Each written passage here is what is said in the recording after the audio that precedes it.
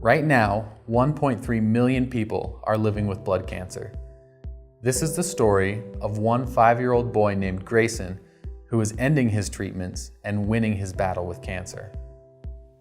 He had just turned 2, but he had been showing symptoms of the disease before he turned 2. He started to walk with a limp a little bit later and wanted us to pick him up all the time. Mm-hmm. Eventually the doctor was saying this is not right. Yeah, they thought it was bacteria possibly in the joints. That they said that's one of the possible symptoms of like a strep infection that settled in the joints. Yeah. They took another blood test before he did the bone scan. They did the bone scan and they came in and said the bone scan's clean, but his blood looks bad. Yeah, so we headed up to Salt Lake.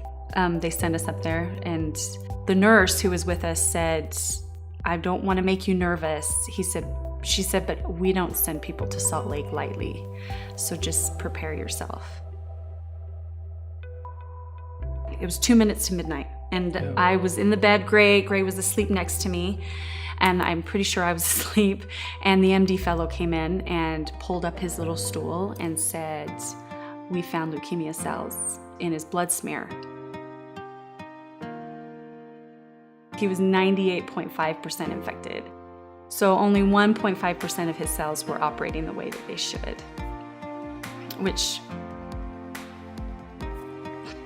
sorry,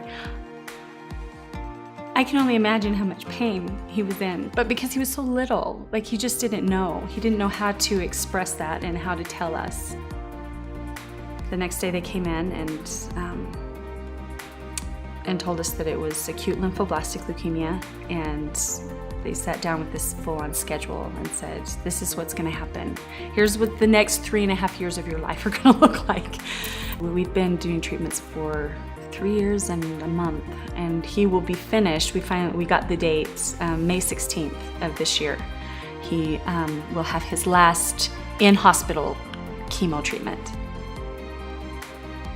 It's interesting because Primary Children's knows the whole 3 years. Yeah. Right, 3.5 years, whatever it's going to take to cure your child with cancer, and a lot of that we look at years of research, years of patients coming in, and that's where we look at LLS and we say these guys have done an amazing thing, and we credit a lot of that to the research that's been done prior to Greyson being diagnosed and those going before him.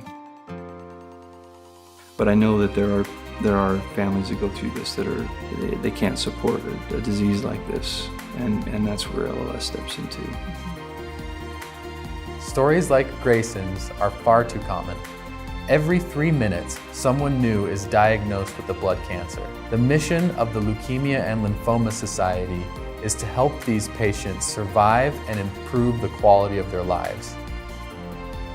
Since its inception, the LLS has raised over $1 billion for research, and the investment is paying off. Their survival rate for many blood cancer patients has doubled, tripled, and even quadrupled since the 1960s.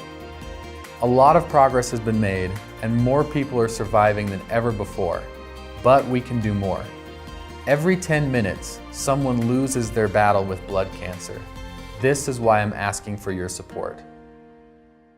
I welcome your generous donations towards this important cause. You can offer your support by going to the link in the comments below this video.